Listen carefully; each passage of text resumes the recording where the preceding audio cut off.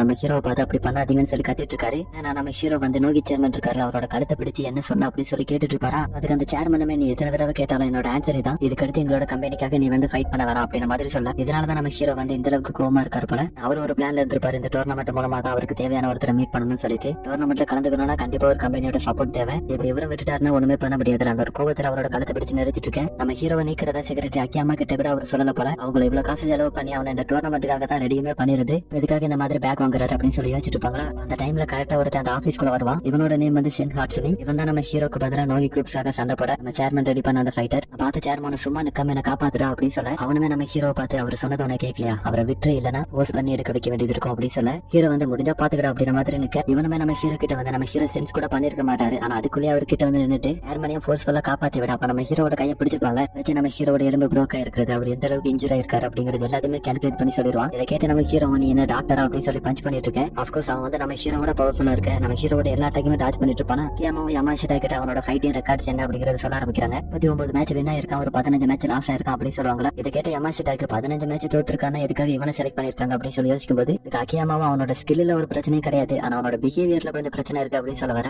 அதுக்கான விளக்கத்தையுமே அவனே கொடுப்பான். 4 மேட்ச் எனக்கு போக பிடிக்கல, அதனால ஸ்கிப் பண்ணிட்டேன். 2 மேட்ச் அன்னைக்கு இருந்ததே எனக்கு தெரியாது, மறந்துட்டேன். இது இருந்த 9 மேட்ச் நல்லா படுத்து தூங்கிட்டேன், மேட்ச்க்கே போகல அப்படின்னு சொல்லும்போது அக்கியாமா இவனை பத்தின ரெக்கார்ட்ஸ் எல்லாம் போட்டு வச்சிருப்பாங்களா. அதை கேட்டதான் நீ என்னை பத்தி இவ்வளவு விஷயங்கள் தெரிஞ்சு வச்சிருக்கேன், நீ என்ன நினைச்சு கேர் பண்ற அப்படிங்கறதே எனக்கு தெரியாம போயிடுச்சு. சரி நம்ம இப்ப இன்னைக்கு டின்னர் போலாமா அப்படின்னு சொல்லி கேட்டுட்டு இருக்கேன். அந்த பிஹேவியர்னால நம்மளோட கம்பெனிக்கு எவ்வளவு நஷ்டம் தெரியுமா அப்படின்னு சொல்லிட்டு இருக்கும்போது நம்ம ஹீரோ வந்து பெர்சர்க்கர் மோடுக்கு போயிட்டான். அப்படி பெர்சர்க்கர் மோடுக்கு போய் இவங்க 2 பேரும் சண்டை போடும்போது அதான் நம்ம ஹீரோட டெக்னிக்னு சொல்லி நம்ம ஒன்று சொல்லிட்டு இருப்பாங்க. எனிமையோட பவரை ஒரு ஃப்ளோவா யூஸ் பண்றது, அந்த டெக்னிக்கை நம்ம ஹீரோ இவன் கிட்டயுமே யூஸ் பண்ணிருப்பாரா. இவன் ஃபீல் பண்ணதே நம்ம ஹீரோ யூஸ் பண்ணக்கூடிய ஸ்டைல் வந்து நிக்கோ ஸ்டைல் தானே அப்படின்னு சொல்லி கேட்க. நிக்கோ ஸ்டைல் வந்து ஒரு ஃபேமஸான ஸ்டைலா இருக்கிறதுக்கு வாய்ப்பு இருக்கு, ஏன்னா அது வந்து சேர்மனுக்குமே தெரிஞ்சிருக்கு. நிக்கோ ஸ்டைல் வந்து ஒரே ஜெனரேஷனோட அழிஞ்சு போயிடுச்சு அப்படின்னு எல்லாருமே நினைச்சிட்டு இருக்காங்க. ஆனா நீ எப்படி இந்த ஸ்டைலை யூஸ் பண்ற அப்படின்னு நம்ம ஹீரோ பார்த்து ஒரு டவுட்டோட கேட்க. ஹீரோக்கு வந்து ஏதோ ஒரு ஃபிளாஷ் வந்துட்டு போகுது, அவர் முன்னாடி யாரும் இறந்து போயிருக்க மாதிரி. சரணா அவனோட கழுத்தை பிடிச்சு நிக்கோ பத்தி பேசுற வேலை வச்சுக்காத அப்படின்னு சொல்லிட்டு பேசும்போது அந்த 2 பேரும் இப்போதைக்கு நிறுத்த மாட்டாங்க, நிறுத்துங்கடா அப்படின்னு சொல்லி சேர்மனும் காத்த. நம்ம ஹீரோ பார்த்து நாங்க ஆல்ரெடி டிசைட் பண்ணிட்டோம், இவன் தான் நோக்கி கம்பெனிக்காக சண்டை போட போறான், அதுக்காக நீ இந்த டோர்னமெண்ட்ல கலந்துக்க மாட்டா அப்படின்னு யாருமே சொல்ல வரல. யாருக்குமே எதுவுமே புரியல இவர் எதை பத்தி பேசுறாருன்னு. அதுக்கு நமக்கு இன்னொரு ஆள் முக்கியம்னு சொல்லிட்டு யமாஷிட்டாவை கூப்பிடுவாரா. யமாஷிட்டாவும் என்னமா கூப்பிட்டாரு அப்படின்னு சொல்லிட்டு போக யமாஷிட்டா ஷோல்டர்ல கை வச்சு ஒரு மாதிரி சிரிச்சிட்டு நீ ஏன் கென்கன் அசோசியேஷனோட மெம்பர் இருக்கக்கூடாது அப்படின்னு சொல்லி கேட்க.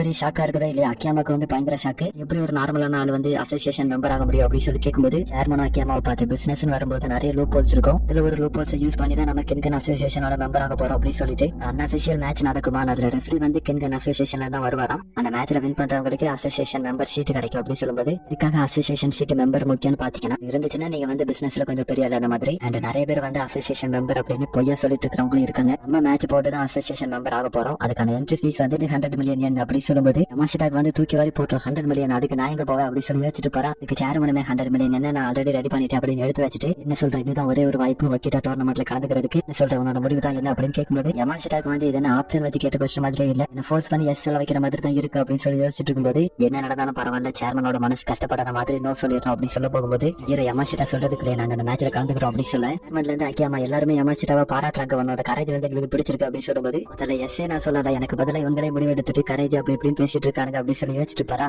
யோசிச்சு என்ன பண்ண அவ்வளவுதான் முடிவு பண்ணிட்டாங்க. சீனவர் அன்அஃபிஷியல் அண்டர்கிரவுண்ட் மேட்ச் நடந்துட்டு இருக்குமா. அந்த மேட்சுக்கான ரிவார்டு வின் பண்றவங்களுக்கு கென்கன் அசோசியேஷன் மெம்பர் சீட் கிடைக்கும். அதுல போட்டி போறதுக்கு ஃபுட் சர்வீஸ் கம்பெனில இருந்து ஒருத்தர் வந்திருக்க. இந்த சைடு வந்து நம்ம ஹீரோ சண்டை போறதுக்காக வந்திருப்பாரு. நம்ம ஹீரோ வந்து ஆல்ரெடி கொஞ்சம் ஃபேமஸ் ஆயிருப்பாரு நோகி குரூப்ஸ்க்காக சண்டை போட்டனால. ஆனா இப்ப வேற கம்பெனிக்கு மாறிட்டான் அப்படின்னு சொல்லி பேசிட்டு இருப்பாங்களா. அதுல ஒரு சில பேர் வந்து அவன் யமாஷிட்டா கார்பரேஷன் அப்படிங்கிற ஒரு கம்பெனிக்கு தான் மாறிட்டான். அந்த கம்பெனியோட பிரசிடென்ட் கூட அங்க தான் இருக்காரு, ஆனா அவரை பாக்குறதுக்கு தான் கொஞ்சம் மாதிரி டல்லா இருக்கிற மாதிரி இருக்கு அப்படின்ற மாதிரி பேசிட்டு இருப்பாங்களா. யமாஷிட்டா வந்து அவருக்குன்னு சொந்தமா ஒரு கம்பெனி உருவாக்கிட்டாரு அப்படின்னு பார்த்தா அப்படி கிடையாது. சேர்மன் தான் யமாஷிட்டாக்கு ஒரு கம்பெனி உருவாக்கி கொடுத்திருப்பாரு. பிகாஸ் இந்த கென்கன் மேட்ச்ங்கிறது இந்த பிசினஸ் மேன்ஸ் கூட நடக்கக்கூடிய மேட்ச் தானே. ஒரு மெம்பர் ஆகணும்னா கண்டிப்பா வந்து ஒரு பிசினஸ் மேனா தான் இருந்தாகணும். அதனாலே ஃபார்மாலிட்டியாக நம்ம யமாஷிட்டாக்கு வந்து ஒரு கம்பெனி கொடுத்திருப்பாங்க.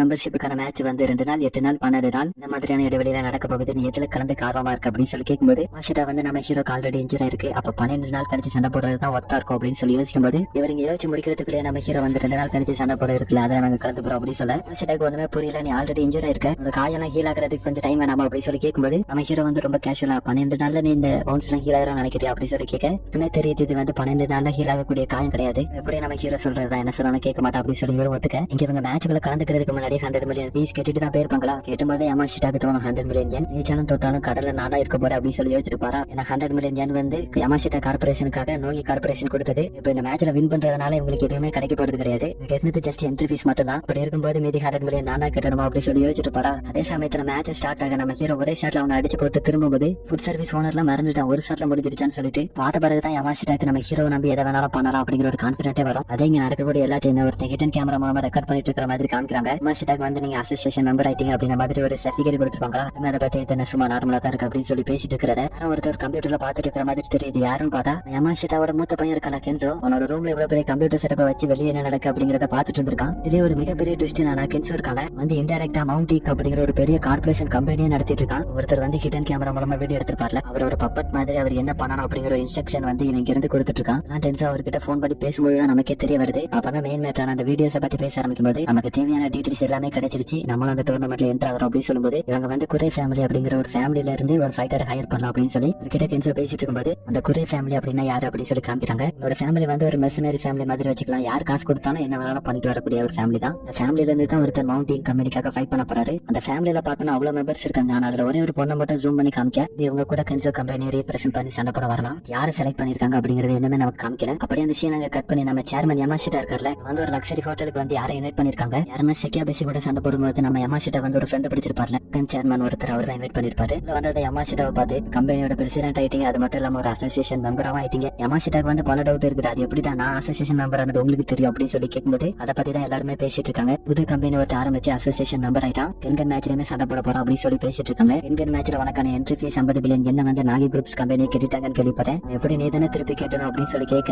யமாஷிட்டாக்கு தூக்கி வாரி போட்டுறேன். 50 பில்லியன் நான் திருப்பி கேட்டணும் அப்படின்னு இவருமே ஒரு வழி சொல்றாரு. நீ கென்கன் மேட்ச்ல ஜெயிச்சாலே உனக்கு காசு கிடைக்கும், அதை வச்சு நீ ரிட்டர்ன் பண்ணிடலாம் அப்படின்னு சொல்ல என்னதான் இருந்தாலும் 50 பில்லியன் இல்லையா, அதனால அந்த ட்ரிங்க்ஸையும் குடிச்சிட்டு வாயில கிளாஸை போட்டு மின்னிட்டு போற அந்த நோய்க்கு நான் பாடம் கத்து கொடுக்குறேன் அண்டர் எஸ்டிமேட் பண்ணதுக்கு. அவனை மட்டும் நான் மண்ணக்காக வைக்கல, நான் யமாஷிட்டா கார்பரேஷனோட பிரசிடென்டே கிடையாது அப்படின்னு சொல்லிட்டு இருக்கேன். நோகி குரூப் தான் பிரைமரி எனிமியாவே செட் பண்ணிருக்காரு. இந்த ரெண்டு பேரும் பேசுறத வச்சு நீங்க பாத்தீங்கன்னா அந்த அளவுக்கான ஒரு ஃப்ரெண்ட்ஷிப் தெரியும். அவருமே நம்ம யமாஷிட்டா கிட்ட சொல்றாரு, நானும் அந்த கென்கன் மேட்ச்ல கலந்துக்க போறேன், இவன் தான் சண்டை போட போறேன் ரியோ அப்படின்னு அந்த வெயிட்டரை காமிப்பாரா. அவரோட கம்பெனி தான் என்ன அப்படின்னு ட்ரிங்க் பண்ணிருப்பாரு அப்படின்னு ஒரு கரகத்திலே கேட்கும்போது ஒரு சின்ன புக் ஸ்டோர் கினோ கனியா அப்படின்னு சொல்லுவாரா. சோ நீங்க ஜப்பான்லேயே பயங்கரமான ஒரு புக் ஸ்டோர் ஆன கினோ கனியா நேம உங்களோட சின்ன புக் ஸ்டோருக்கு வச்சிருக்கீங்க அப்படிதானே அப்படின்ற மாதிரி கேட்கும்போது இல்ல அந்த கினோ கனியாவே எங்களோட தான் அப்படின்னு சொல்ல இவங்க ரெண்டு பேரும் நல்ல ஃப்ரெண்ட்ஸ் தான், அதனால கென்கன் மேட்ச்ல யார் ஜெயிப்பா அப்படிங்கறத வச்சு பாத்துக்கலாம் அப்படின்னு ஒரு ஹேட்டட் இல்லாத ஃப்ரெண்ட்ஷிப் அப்படிங்கறத நம்மளால இங்க பாக்க முடியும். அப்படியே அந்த சீன் அங்க கட் பண்ண நம்ம ஹீரோ வந்து ஒரு அபாண்டட் பண்ண பிளேஸ்ல இருந்து டீஸ் எடுத்து முடிச்சுட்டு ரெஸ்ட் எடுக்கும்போது இது வந்து அடிக்கடி ஒரு இமேஜினேஷன் வரல, ஒருத்தர் இறந்து போயிருக்க மாதிரி. அவர் தான் நிக்கோ டோக்கிட்டா நம்ம ஹீரோக்கு நிக்கோ ஸ்டைல் சொல்லி கொடுத்தவர். இதெல்லாம் நம்ம ஹீரோ வந்து யோசிச்சு பாத்துட்டு இருக்கும்போது நம்ம ஹீரோக்கு முன்னாடி செட்ஸனை வந்து எப்படி நிப்பாங்க. நம்ம ஹீரோக்கு வந்து இவனை ஃபர்ஸ்ட் பார்த்த உடனே யாரும் தெரியல. மறுபடியும் யோசிச்சு பார்க்கும்போது தான் அவரோட மாஸ்டரை கொண்ட மாஸ்டர் இருப்பார்ல